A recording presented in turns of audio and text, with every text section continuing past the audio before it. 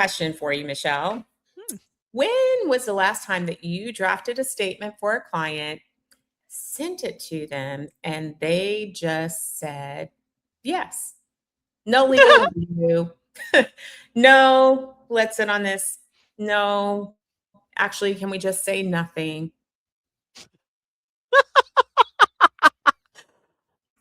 Never. I don't think that's no. Okay. It's been a long time. It's been a long time, Karen. I mean, and I'll say that that tells you everything about the communications environment right now. Welcome back to That Solo Life, everybody.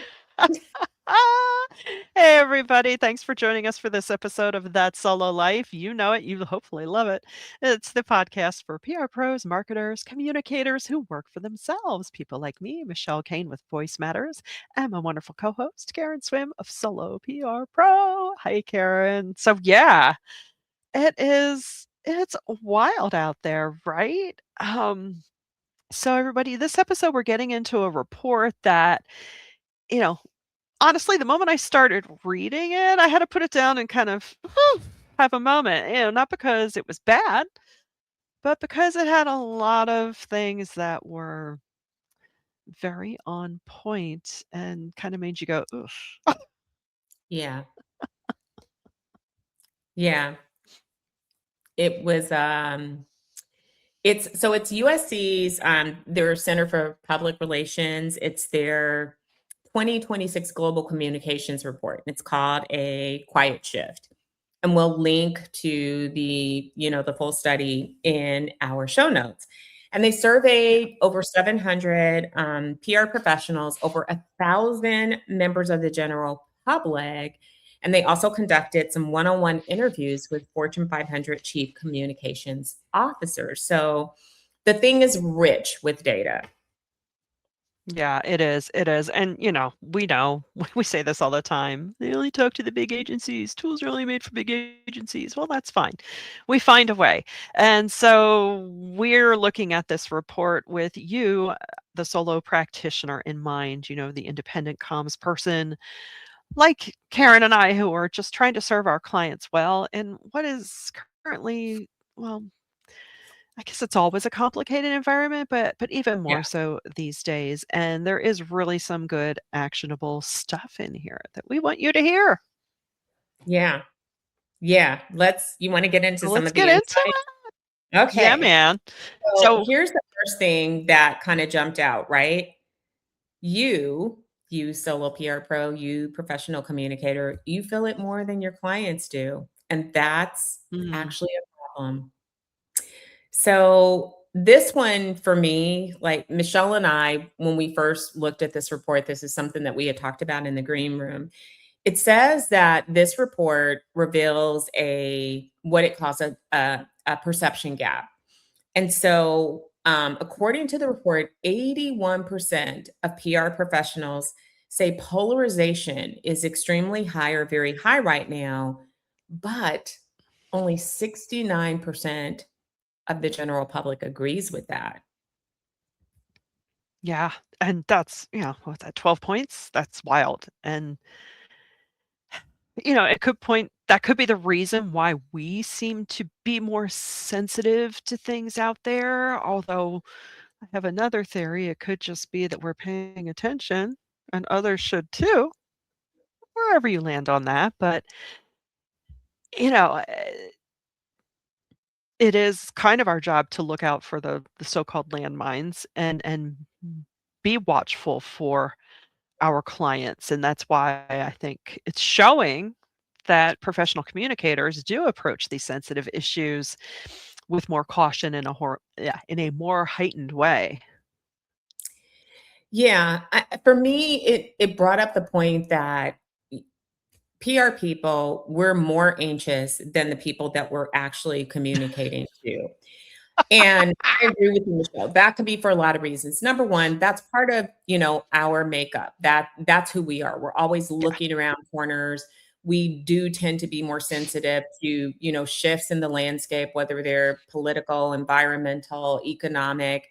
We've taken a Yeah. lot of information. So we're reviewing a lot of news every day. And so probably more than, I want to say, the average person, because again, it's part of our job to know things, and that can be a hazard to our well-being too. Yeah. So we've had to find ways to protect ourselves, but with more information, I think that can heighten it. And then the fact that our job is to be aware of those things and take action of them makes us different.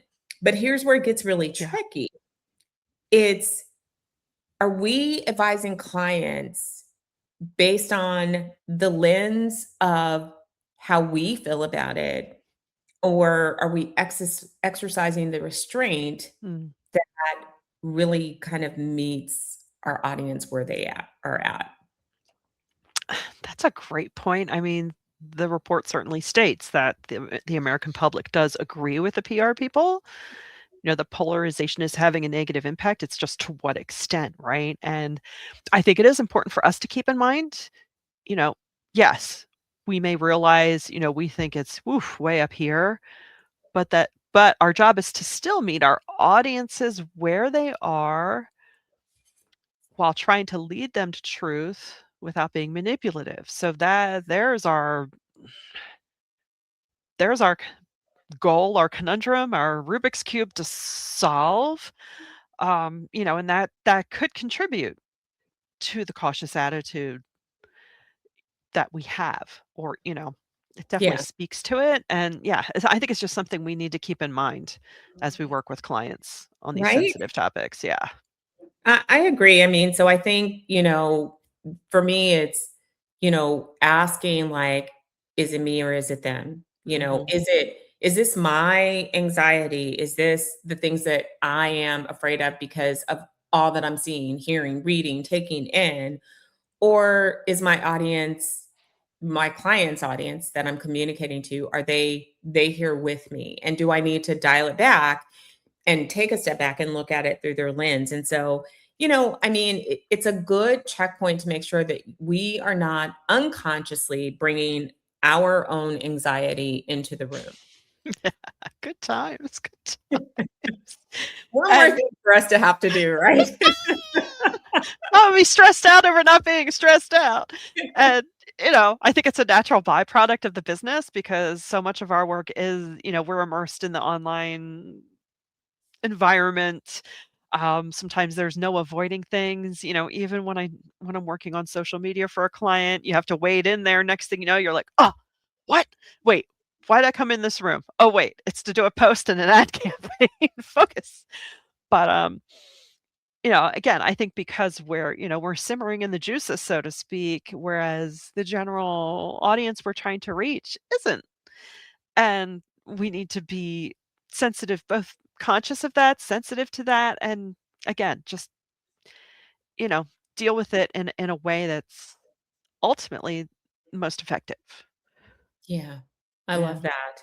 And I mean, it's actually an opportunity, right? yeah, I mean, sure. this is the solo advantage. We get to reality test the fear before we advise our clients. I just think that we have, as solos, a lot more opportunity and autonomy to work these things out, Yeah, without all those other layers that come with working, within a corporation. So, you know, be aware of it and make sure that you're asking yourself those questions at checkpoints before you're delivering strategy. Make sure that you really are taking, this extra layer into account as you're crafting messages for those audiences. so true. So true. All right. Insight number 2. The floor fell out on corporate social advocacy, and your clients felt it too, which is kind of a bummer. But, Mhm. and this comes, they provide some trend data that honestly is just freaking me out a little bit, but I'll be okay. Um, it's been tracking one question since 2023. Do companies have a responsibility to advocate for or support social issues? Whereas some of us as comms people might think that's just what you do when you're a good person or a good entity, not just wanting my money. Yeah. Yeah. And this one isn't very subtle, right? Mm-mm. So according to this report, in 2023 and 2024, almost 9 in 10 PR professionals, so 89%, 85% respectively, said companies have this responsibility, but that proportion dropped to just over half in 2025, and this year it sits at about 55%. I mean, that's crazy. That's more than half. If it's it's like a half drop, and these are the people who are supposed to be the most committed to this idea, and it only took 2 years. Of course, thinking back 2023 to 2025, we can all think about all the things that have happened between now and then, and, uh, I'll give the companies the benefit of the doubt. They've had to swiftly switch priorities to deal with the dumpster fires of the day, but Yeah, still I stinks. mean, I think it's showing up though, right? It's Yeah. showing up in how people feel about work, how workers Mhm. are being treated, it plays into a lot of things, and I I would say that this lack of responsibility and care plays into everything else that has, happened since then. But Yeah. the other distressing thing, and I mean, I guess this tracks, if this is your audience, then you're going to play to what your audience really cares about. Right. Uh, the general public, according to this report, only 42% of the American public shares the belief that corporations should be advocates in 2026. So, Awesome. less than half of people think it's a big deal. They don't care. And Yeah. I wonder if that lack of care or not holding companies responsible is because, is it hopelessness? Is it, I think it could be overwhelm. You're worried about paying your bills every month. I think I would say 99% of us are in that boat, and we're still clinging to some sort of normalcy. So I think it's kind of an innate thing. But here's the kicker. So those of us who are working with clients who are nonprofits, who are, you know, cause driven yeah, entities, now you can point to the dollars and cents of it, of this is how supporting us truly matters, but it doesn't make it any easier now because the wind has shifted so dramatically. You don't have, you know, that wind at your back, so to speak, that maybe you did just a couple of years ago. And it could just go down to the very, human notion of, oof, I gotta make sure I have enough before I hand anything over. And I'm not saying that that's good or that people are good or bad for it. I think it's just human nature. yeah. I mean, and there were some generational differences Of in the state course. of right. So, um, it was this belief that companies have a responsibility to address social issues, no surprise, is most strongly held by younger PR professionals. So 6 in 10 Gen Z and 7 in 10 millennials say companies have the responsibility. I bet you Gen X does too. They just don't ask us. But, okay, so seriously, what that does mean is if you're serving younger founders or, again, these mission-driven brands, if you can hear my dogs, they're riding as well, or if you're those whose audiences skew younger, that audience still does care deeply, and, that's a good sign. The kids are alright, there's hope for the future. So the shift isn't uniform across every client type, and that matters a whole lot when you're giving counsel. Yeah, it does. I mean, I love that, this means that for solos and, for other communicators, it's a reminder to be nuanced in your communications and really, understand deeply who is your audience. Because if you're speaking to a generation that cares about these things, then it's important to include those things in your messaging. It's important to be really clear about the mission, the causes, the values, how you serve. But if that's not your audience, it may be less important. So, Yeah. again, here's where being a solo, we are able to manage lots of different client relationships, lots of different audiences. And I think that gives us a competitive edge because we play in a lot of different fields. And so we understand those nuances Yeah. and can advise, in-house agencies and or larger agencies that we might work alongside of who may have not be playing in all of those spaces. So Yeah. one more, reminder of the breadth and depth of solo PR pros and how we truly can be a help. Yeah. So true. So true. We have so many superpowers. All Yeah. right. So I feel like Michelle, Casey talk Kasem. to us about Number our lab 3. inside, and we'll share some more like in a blog post or something later, Yeah. but we're going to cover 3 today. Okay. I feel like Casey Kasem. Number 3. We should have started with 5. Anyway. Number 3. The content that disappeared and what replaced it. Oh, it's like a murder Ooh. mystery. Only murders in the podcast. Um, this one comes from some exclusive data that the report commissioned. And it is really interesting. They worked with a company called Cometrics.io to analyze social media posts, including LinkedIn posts, from 6,317, so precise, C-suite executives of Fortune 500 companies. And they looked at a 6-month window before and after the November 2024 election. Wow. What a choice. Wow. Yeah, Yeah. yeah. And here's But what the report said. It said communication didn't change, but the content did. I am shocked. Gee, I wonder. Said no solo Volume PR pro stayed the same. ever.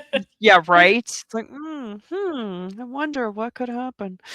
Volume stayed the same.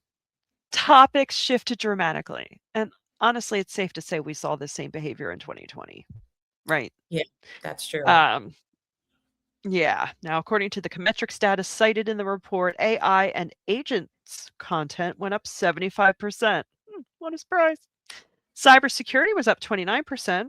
Not a bad thing. We all need to be smart about that. And technology ethics were up 27%. Again, not a bad thing, depending if you're into ethics or not. That's, But we did see some other changes in other types of content. Yeah. I feel Yeah. like to some degree, if you want to be a contrarian, that means there's opportunity for, these other topics that, because people are, I think, as of the recording of Yeah. this podcast, are growing weary of some of those topics. But in Yes. contrast, the things that dropped, LGBTQ plus content dropped 77%, greenhouse gases down 50%, and net zero down 44%. Diversity and equality down 13%, and things about it, content about apprenticeship programs down 52%. That DEI number sounds awfully low. But I bet it's higher. Maybe it was like at yeah. the time, I bet it's a lot higher. Yeah. Yeah. And honestly, LGBTQ plus content dropping, that to me sounds like just self-protection in this crazy world we live in. But the report also included a second analysis, and that one was conducted by Meltwater, and they looked at media coverage of US Fortune 500 companies in top tier national outlets. And they did this over the course of 2023 to 2025. And they found that, shocking, AI became the dominant corporate theme post election. Coverage on that went up 98%. It's like suddenly the whole world decided, oh, is this here now? Yes, it is. And at the same time, you saw environmental themes and purpose led issue coverage decline sharply. So it's like we went, certain Yeah. things went up and certain things went way down. So it's, I don't know. Are we just a bunch of squirrels looking at the latest shiny?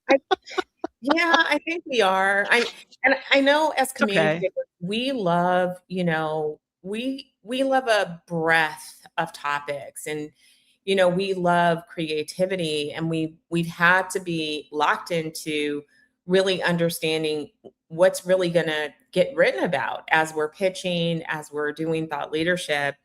And it's really skewed into these areas. And sadly, for the people who work in very specific aspects of communications, they've had challenges in, getting their content seen. So, Yeah. DEI specifically, this report referenced Yeah. a 2025 study by ABC News that the coverage of DEI has shifted towards backlash, rollback, and litigation stories. So that's, again, there's content, but it's not the content that is positive content. Right. It's about DEI, but in a negative way. Right, right. It's not constructive or empowering or anything like that. So even though sadly DEI isn't disappearing, like you say, it's more about the alleged controversy of it and the legalities that have come to the fore. And that brings a completely different communication challenge It to does. comms pros, and it requires a totally different strategic approach. So again, solos, we know how to pivot, we know how to ride the waves. We've got a lot of waves we're riding right now, but We do. I mean, I think, practically speaking, as communicators, we know this, but you may have clients in these spaces and yeah, they're your client. You still need to serve them. And so you still need to address these topics. That doesn't mean that you stop. It means that your framing strategy has to change. right. And you can't pretend because that doesn't serve your client or their audiences. You just have to really, spend a lot more time at the strategy table and figuring out how to how to deliver your messaging in an environment that is sort of turned against you. I mean, if you work for a company that's working on climate change, technology or issues, or you work for nonprofits that are serving these other communities, or whatever space your client is, people actually have businesses where this content is germane to who they are. You have to communicate Yeah, that, but it's all in the framing. yeah, yeah. And I think adding to that, your voice is going to be your voice no matter what. You have to navigate the circumstances and situations, but you're not going to so-called change your story on Yeah. just because of it. But and also, again, AI content is demanding a lot of attention. And, it's not a bad thing because we need to learn how to navigate it. It's not going away. So you really need to make sure that your clients are telling a credible AI story if it pertains to their line of business, of course. And, you know, if you're not, you're leaving a lot of opportunity on the table. Because if you aren't talking about it, others certainly are. So if you have any means of expertise in it or surrounding it, you need to be talking about it. It could be as much as tools to help your clients keep their books or, it Yeah. however it applies. So, and again, we'll come back to our pivot. Where's Ross? Solos, we pivot with the best of them. And clients should be thrilled to have us to help lead the way through this maze we're living in right now. But yep, so those were three of the findings. We're going to come back in another episode with more findings. We hope you Maybe have, we'll do this as yeah. a special. I mean, I Oh, just thought of this in the moment. yeah. So maybe Okay. we'll do this as a special exclusive YouTube behind the mic, and we'll go over a Oh, couple I more. love that. Yeah. Love So it. stay tuned for that, and we'll, make sure to let our listeners Yay. know. But I think, Michelle, Yeah. that um, I think that we want to hear from our listeners how this Yes. report lands for them. Yeah. Definitely, take some time to read it. It does have some interesting insights in there, data backed, and I believe that information is power for us. If we know, then we can use that and we can leverage that in our strategic counsel and how we craft things. And so Yeah. I, we cover this annual report. I think we've done this for the past couple of years because it's about our industry. Yeah. And so we love to see, what the survey says about how we're doing our work. And we Yeah. hope, that it was helpful. Yeah. Hopefully, and here's one takeaway. Look at one client relationship and just check yourself. See whether your anxiety about a certain issue that pertains to them is mostly your anxiety, or is it that, or is it something that their audience should be concerned with? So, and we'd love to hear from you. Hit us up at soloprpro.com or the new website home for our podcast, thatsololife.com. We'd love to hear your feedback, even if you pop it in a Google review. And until next time, thanks for listening to That Solo Life.